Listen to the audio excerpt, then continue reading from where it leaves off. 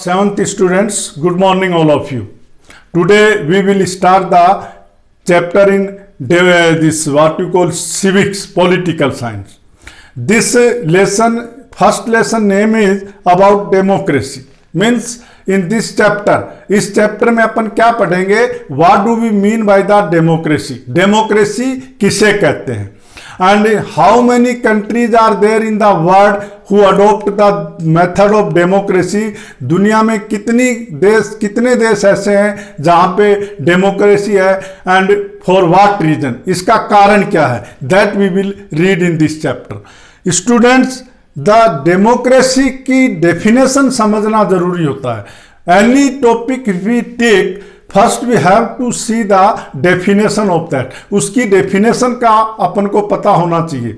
So students, here we see that the word democracy, ये जो democracy word है, this word was taken from the Greek word. Okay, ये Greek भाषा से लिया हुआ शब्द है, जिसका मतलब ये होता है डेमो एंड क्रेटा. जिसका एक डेमो एंड क्रेटा, दो भागों में बंटा हुआ है ये वर्ड. ओके, और इनको मिलाकर अपन क्या बोलते हैं? इसको पीपल्स रूल, मतलब लोगों की सरकार. ओके, राज, लोगों का राज. तो ये ग्रीक भाषा से लिया हुआ वर्ड है. Student, you see that Greece एक ऐसा देश जहां पे ये डेमोक्रेसी जो है वो कई सालों पहले शुरू हो चुकी थी. How in Greece what was the practice, कि जब भी कोई प्रॉब्लम होती थी विलेज के अंदर, तो ग्रीस के अंदर जो उसी विलेज के लोग आपस में बैठकर वहां का उस प्रॉब्लम का समाधान खोजते थे. ओके, और यहीं से डेमोक्रेसी की शुरुआत हुई थी. Okay, this method is known as the democratic method. Okay, from here we see the democracy was started. The democracy, ये जो है, it started not only in Greece. After that, many, ancient Greece did not grant the voting right to the women and slaves. एक तरह से Greece में democracy शुरू थी, लेकिन एक तरफ भी अपन ये भी कह सकते हैं कि वहां पे पूर्ण रूप से डेमोक्रेसी नहीं थी. It was not absolute democracy. How we can say that there was no absolute democracy? Because there was no voting rights for the womens as well as the slaves. जो औरतें होती थी और जो दास होते थे, उनको वोटिंग राइट नहीं था. Okay, so this democracy was not absolute democracy in Greece. Students, you see that New Zealand was the first country to grant the voting right to women. Okay, मतलब न्यूजीलैंड दुनिया में पहला ऐसा देश है जहां पे वुमेन्स को वोटिंग राइट दिया गया था. Okay, now this was in a democratic country every citizen enjoy all rights. democratic country का मतलब होता है कि उस कंट्री के अंदर जितने भी लोग होते हैं उनको बराबर का अधिकार होता है. ओके, सो अगर मान लो वुमेन्स को आप वोटिंग राइट नहीं देते हैं तो ये बराबर का अधिकार नहीं है. Okay, so we can not call it as a democracy. अगर आप वुमेन्स को वोटिंग राइट देते हैं, then we can say that this is democracy. Okay, so the first country who gave this power of voting to women was New Zealand.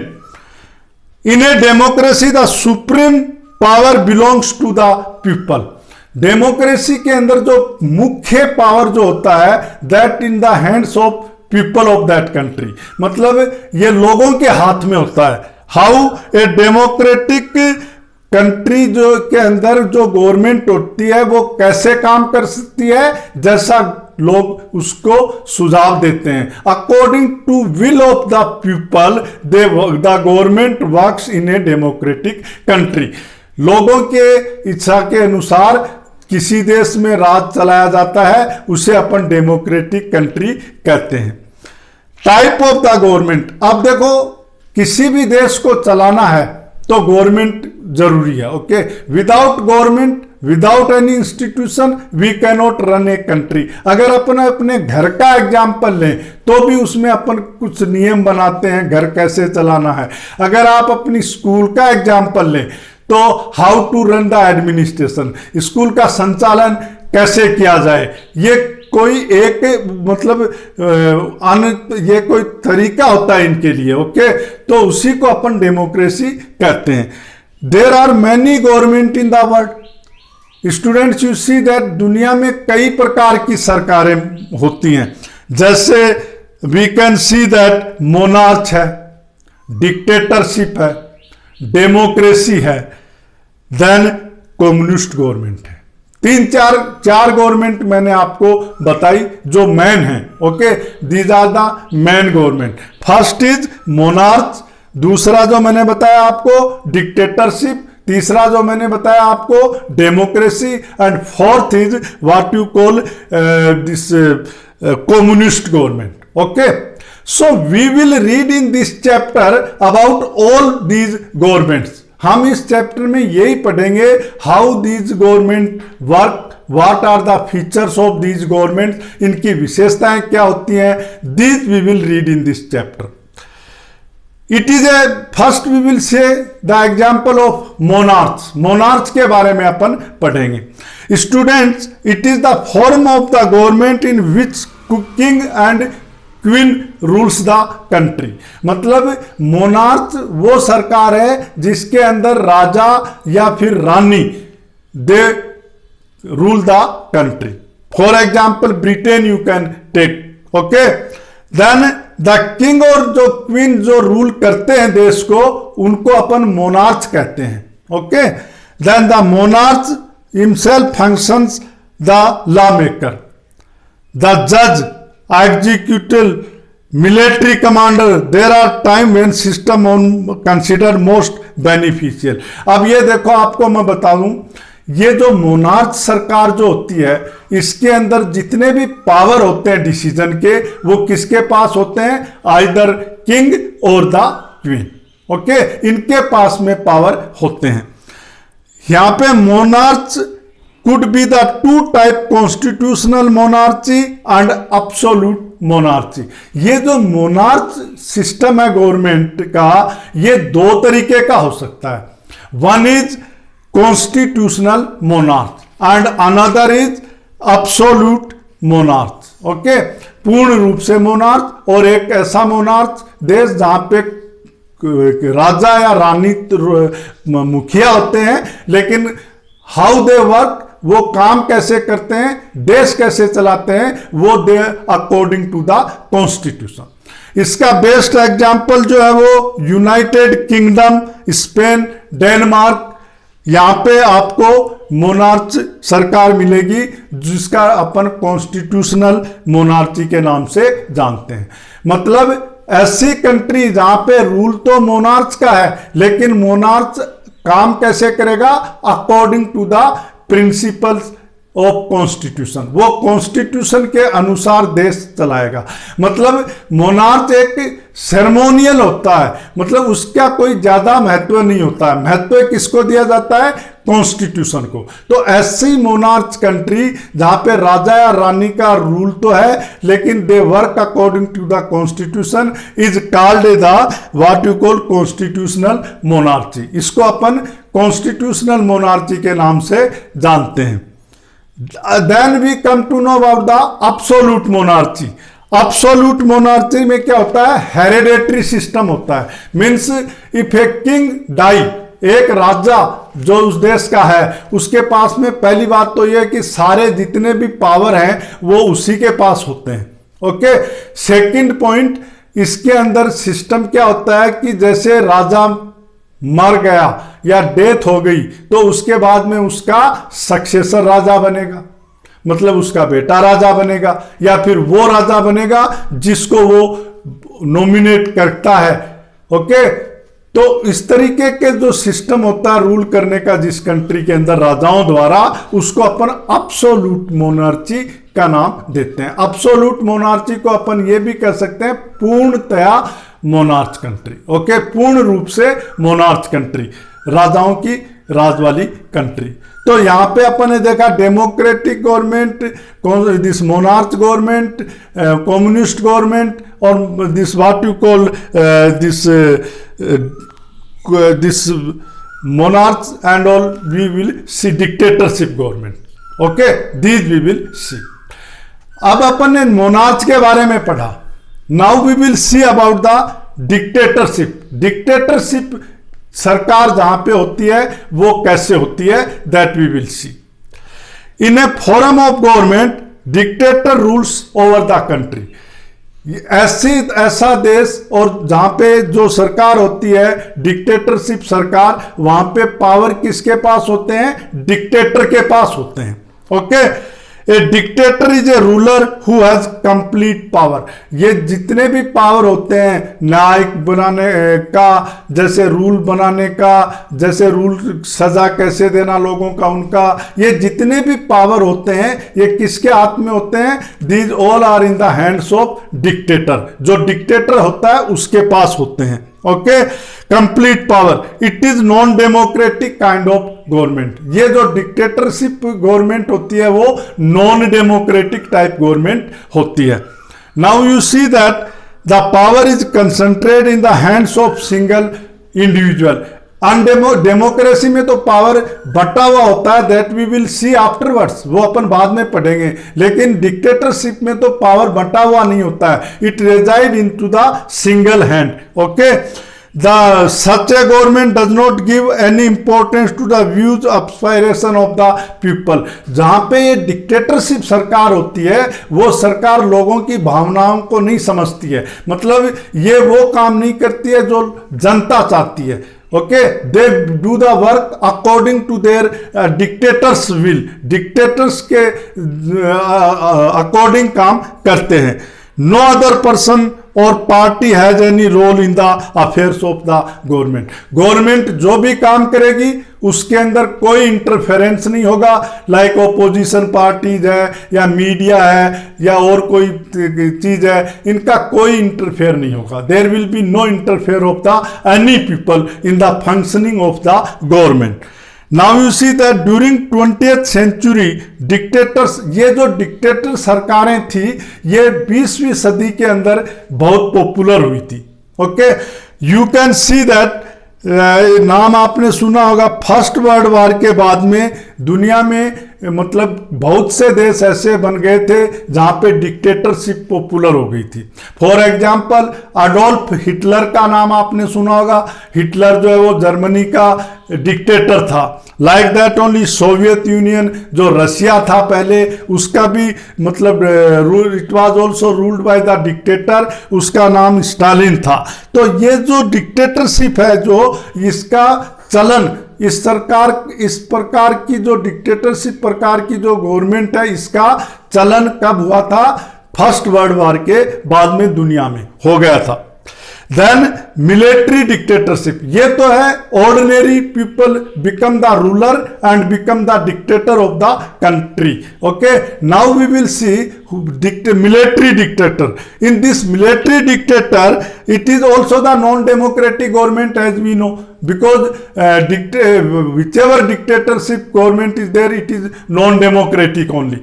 So all powers are controlled by the military।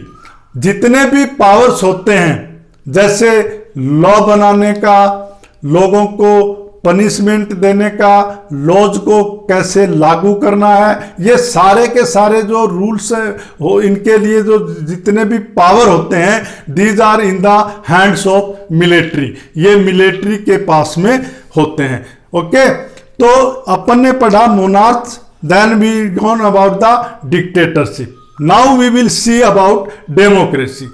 पहले अपन ने democracy में यह पढ़ा था कि power जो है वो डिसेंट्रलाइज होते हैं, means it is government of people, by the people, for the people. As per this definition we can see the democracy.